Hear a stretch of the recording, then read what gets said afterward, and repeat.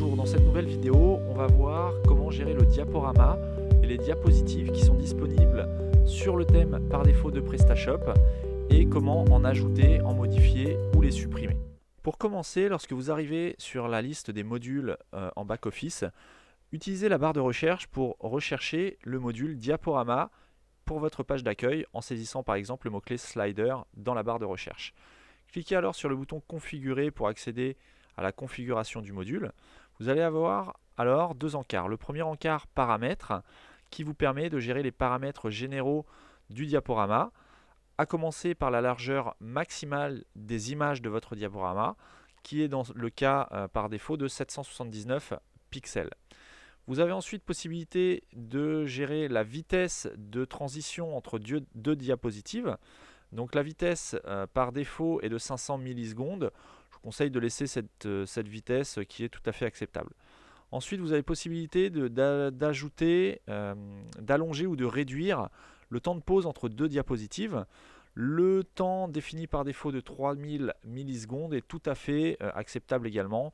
Je vous conseille donc de laisser cette valeur par défaut. Et enfin, vous allez pouvoir choisir d'activer ou non la lecture automatique, donc c'est-à-dire le défilement automatique des diapositives sur votre slider, afin de conserver une expérience utilisateur qui soit la meilleure possible. Je vous conseille de laisser cette option sur oui, donc de laisser active la lecture automatique. Une fois que vous avez paramétré éventuellement et modifié ces différents champs, pour enregistrer vos modifications, n'oubliez pas de cliquer sur le bouton enregistrer. Juste en dessous, on a l'encart liste des diapositives qui est en fait la liste des slides, des diapositives qui sont disponibles sur votre slider ou diaporama. Donc pour ajouter une nouvelle diapositive, vous voyez que vous n'avez pas de gros bouton bleu comme habituellement sur les autres modules de PrestaShop. Là, il va falloir cliquer sur le tout petit bouton, le petit plus qui vous permet d'ajouter des diapositives. Pour ce faire, donc on va donc tout de suite ajouter une nouvelle diapositive. On clique sur le petit plus et on arrive donc sur le formulaire d'ajout d'une nouvelle diapositive. Vous allez tout d'abord sélectionner l'image préalablement travaillée et redimensionnée sur votre ordinateur. Donc dans notre cas, j'ai déjà créé une image aux bonnes dimensions, à savoir 779 pixels par 448. Dans le champ suivant, vous allez devoir saisir un titre à votre diapositive qui sera utile pour reconnaître dans la liste de vos diapositives celle que vous êtes en train d'ajouter. Ensuite, le champ URL cible vous permet de définir un lien vers lequel sera redirigé votre visiteur lorsqu'il cliquera sur le slide.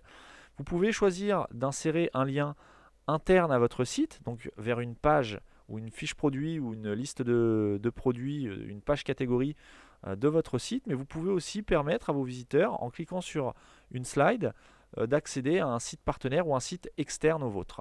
Si vous souhaitez faire un lien vers un site externe, saisissez l'URL complète du site vers lequel vous voulez faire pointer la diapositive.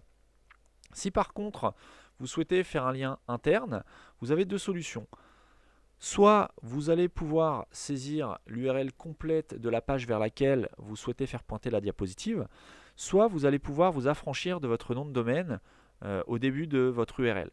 Si par exemple vous voulez faire pointer la diapositive vers la catégorie, admettons, foyer et nettoyage.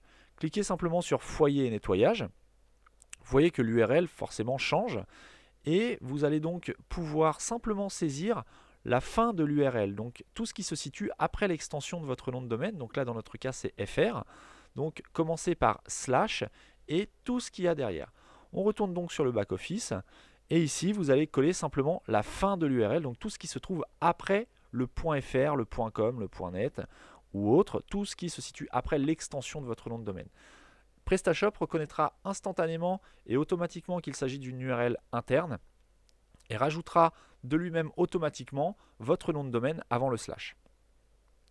Je vous conseille cette méthode si vous faites des liens internes, plutôt que de saisir l'URL complète avec http votre nom de domaine / la fin de l'URL, tout simplement parce que si demain vous souhaitez migrer et changer de nom de domaine, tout ce qui sera enregistré en base de données ne contiendra que la fin des différentes URL de vos diapositives, des liens de vos diapositives, et PrestaShop insérera automatiquement votre nom de domaine.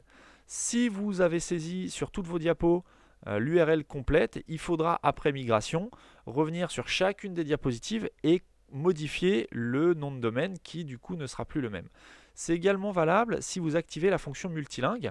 Donc à savoir sur PrestaShop, quand on rajoute la fonction multilingue au front office, il y a un /fr, /en, /es pour l'Espagne, etc., qui s'ajoute automatiquement après l'extension.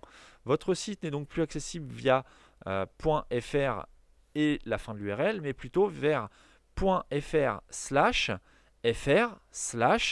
la fin de l'URL. Donc si vous activez le multilingue et que vous avez ici saisi les URL complètes de vos pages internes, il va falloir à chaque fois rajouter le /fr, /en, /es, ce qui peut vite devenir embêtant. Alors que si vous avez saisi uniquement la fin de vos URL, encore une fois, PrestaShop, en voyant le multilingue activé, l'option multilingue activée, il complétera automatiquement l'URL en rajoutant ce qu'il faut juste devant la fin des URL. Donc pensez, dans le cas des URL internes, à ne saisir que ce qui se situe après votre extension. Pour la légende, vous allez pouvoir saisir et devoir, puisque c'est un champ obligatoire, hein, la petite étoile rouge le signale, vous allez devoir saisir une légende. La légende sera en fait l'attribut title de votre lien, donc que vous avez défini juste au-dessus. Et l'attribut title, sans rentrer dans les détails, c'est indispensable pour un bon référencement de votre site. Je vous invite donc à renseigner une légende qui décrive au mieux soit le contenu de la diapositive, soit le contenu de la page vers laquelle l'internaute sera redirigé au clic sur la diapositive. Ici, on va donc saisir une légende en exemple. Enfin, un champ qui n'est pas obligatoire, vous allez pouvoir saisir une description qui viendra se superposer à votre image. Dans notre cas, on va donc saisir une description de quelques mots qui décrit éventuellement un produit ou la destination vers laquelle sera redirigé l'utilisateur. Une fois que vous avez complété tous ces champs, n'oubliez pas d'activer votre diapositive si vous voulez qu'elle soit visible en front office et de cliquer sur le bouton enregistrer.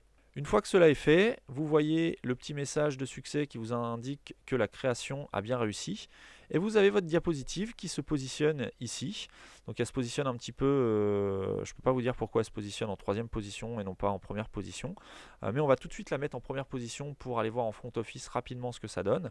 Donc d'ailleurs, pour modifier une position d'une diapositive, cliquez simplement sur la petite croix et déplacez votre diapositive.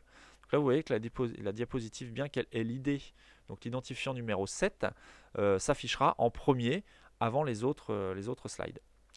Une fois que c'est fait, que vous avez déplacé votre slide, la modification, l'enregistrement se fait automatiquement. Vous n'avez pas besoin d'enregistrer, hein, il n'y a pas de bouton enregistrer nulle part.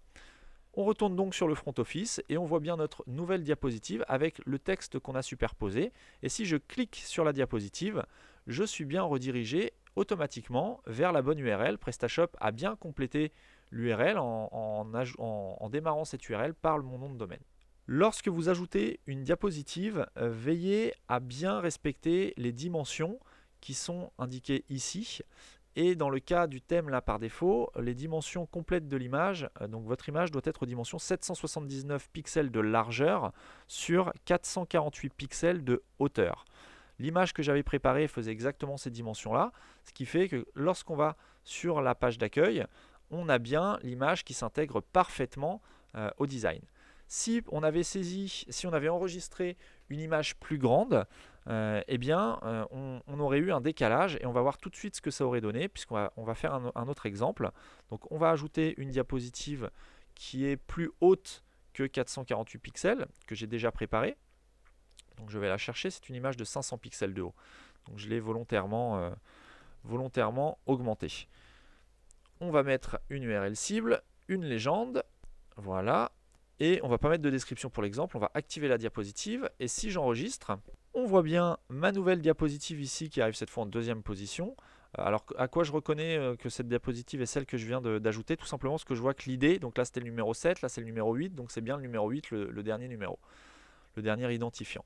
Donc on positionne la diapositive en première position pour aller voir en front office rapidement ce que ça donne. Et lorsque je vais sur le front office et que je recharge, j'ai bien ma diapositive qui est affichée. Donc on n'a pas de texte hein, puisqu'on n'a pas ajouté de description. On a bien les flèches de navigation en bas. Par contre, première chose, qu'on peut remarquer déjà, c'est que ça ne s'aligne pas forcément avec les encarts visuels qui sont situés juste à droite. Donc première chose, si vous souhaitez augmenter la taille des diapositives, pensez à ce qu'elles soient toutes de la même hauteur, premièrement, et il va falloir adapter également les éléments qui sont sur la droite.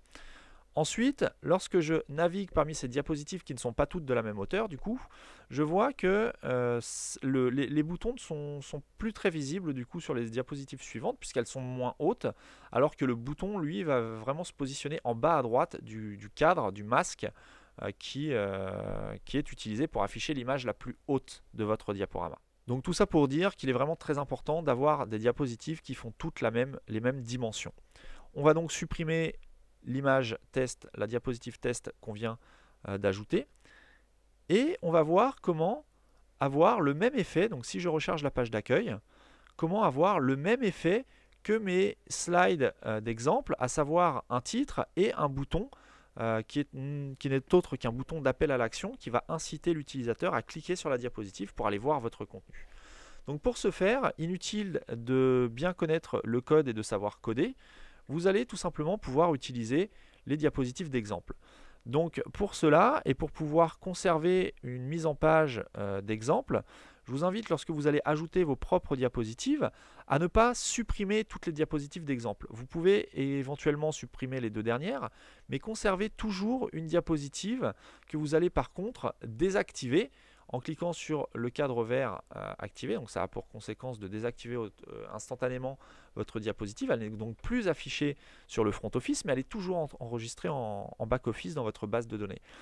Et en faisant ça, vous allez pouvoir accéder à l'édition de cette diapo en cliquant sur modifier. Vous voyez, on a la diapo ici, on voit le titre d'exemple, la légende. Et ici, dans la description, on voit exactement l'effet qu'on voudrait reproduire. Pour reproduire cet effet, cliquez sur le petit outil de l'éditeur, donc l'outil code source, et là vous accédez au code HTML de la description. Donc vous allez pouvoir sélectionner tout ce code HTML, faire un clic droit avec votre souris et sélectionner l'option copier. Vous pouvez ensuite faire annuler puis retourner sur la page précédente. Donc là vous avez copié la mise en forme et donc vous allez aller sur votre diapositive à vous. Pour l'éditer, vous allez cliquer sur modifier et au niveau de l'éditeur de la description, vous allez à nouveau cliquer sur le bouton code source. Vous allez sauter une ligne pour conserver le texte que vous avez préalablement saisi éventuellement, hein, et vous allez copier en faisant un clic droit avec votre souris et donc coller, vous collez la mise en page. Vous allez éventuellement pouvoir récupérer votre texte si vous le souhaitez en faisant un copier-coller ici. Voilà, on peut donc supprimer notre texte d'exemple et remplacer simplement les éléments par votre titre, votre description et vous avez également en dessous, ici vous voyez donc le bouton button class avec différents éléments un petit peu techniques dedans. Donc encore une fois, inutile de vous y connaître. Si vous êtes sur un site francophone, vous pouvez remplacer également ce Shop Now par en savoir plus, par exemple, hein, c'est un exemple parmi tant d'autres. Après, c'est à vous de voir ce que vous voulez indiquer. Cliquez sur OK. On a donc la mise en forme qui est bien mise à jour. On va donc enregistrer. On a donc la mise à jour qui a bien été effectuée.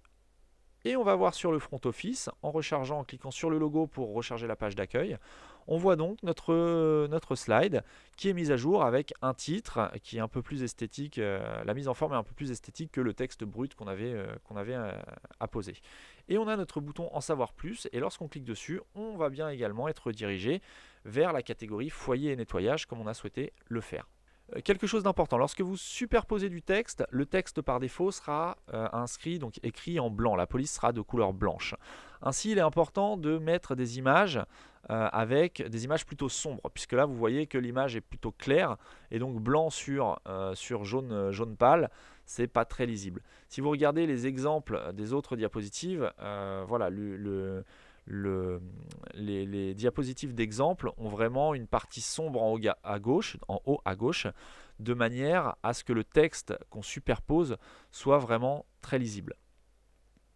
Donc pensez bien à cela lorsque vous sélectionnez des images, c'est pas aussi simple que ça, il faut vraiment que tout puisse s'intégrer de manière à avoir une bonne expérience utilisateur pour vos visiteurs.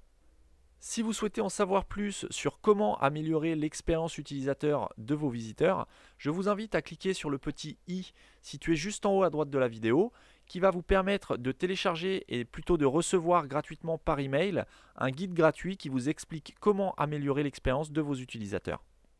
Pour résumer, lorsque vous ajoutez des images à votre diaporama, pensez à les dimensionner aux bonnes dimensions, à savoir dans le cas de l'exemple et du thème par défaut, 779 pixels de largeur sur 448 pixels de hauteur. Pour cela, utilisez des logiciels comme Photoshop, GIMP ou autres qui vous permettent de redimensionner vos images. Ensuite, pensez également, lorsque vous redimensionnez vos images, à les optimiser pour le web. Donc les mêmes logiciels que cités précédemment vous permettent de faire cela, à savoir qu'une image optimisée devrait peser moins de 200 kilo-octets maximum. Il n'y a pas de norme vraiment fixe, mais voilà, c'est une moyenne. Si vous mettez des images de plusieurs centaines de kilo-octets, voire mégaoctets, vous allez avoir un temps de chargement de votre page d'accueil qui va être de plus en plus long, et donc votre référencement sera d'autant plus pénalisé que votre temps de chargement sera long.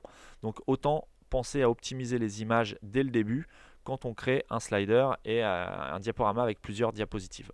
Ensuite, dans ce module natif de PrestaShop, pensez à laisser la lecture automatique active de manière à laisser défiler les différentes images et les différents boutons d'appel à l'action.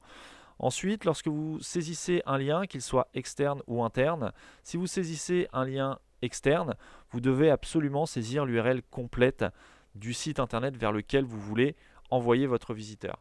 Par contre, si vous souhaitez insérer un lien interne, c'est-à-dire rediriger votre visiteur vers une page interne de votre site, que ce soit une fiche produit, une page catégorie, une page de contenu de type CMS ou autre, vous pouvez vous contenter de saisir la fin de l'URL, à savoir tout ce qui se situe après l'extension du nom de domaine, que ce soit .fr, .com ou autre, donc en commençant par / et tout ce qui se situe juste après. Et enfin, pensez à toujours insérer un bouton d'appel à l'action sur vos diapositives de manière à inciter vos visiteurs à cliquer et à visiter votre contenu, à aller voir ce que vous avez à leur proposer. À savoir que les slides doivent absolument avoir une utilité, il ne s'agit pas simplement de mettre de belles images, ça ne sert strictement à rien.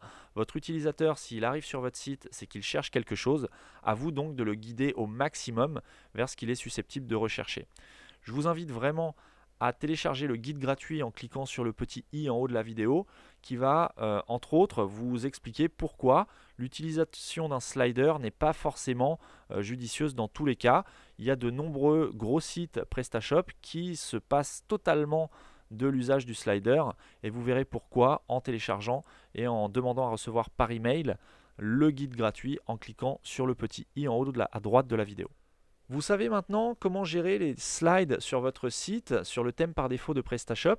Je vous donne donc dès maintenant rendez-vous dans la prochaine vidéo dans laquelle on va voir comment gérer les encarts visuels qui sont disposés juste à droite du slider, mais aussi tout en bas de votre page d'accueil via le module configurateur de thème. Si vous avez aimé cette vidéo, je vous invite à être averti en avant-première des nouvelles vidéos qui vont prochainement sortir en vous abonnant à ma chaîne YouTube en cliquant juste ici et en me suivant sur Facebook et sur Twitter. Vous pouvez également télécharger le guide gratuit qui a été rédigé de façon à vous expliquer simplement et vraiment pour les utilisateurs de PrestaShop comment améliorer l'expérience de vos visiteurs de façon à les conserver le plus longtemps possible sur votre site. Tout ça, c'est en cliquant sur le petit bouton juste en bas à droite de la vidéo. Vous pourrez alors recevoir ce guide gratuitement directement dans votre boîte mail.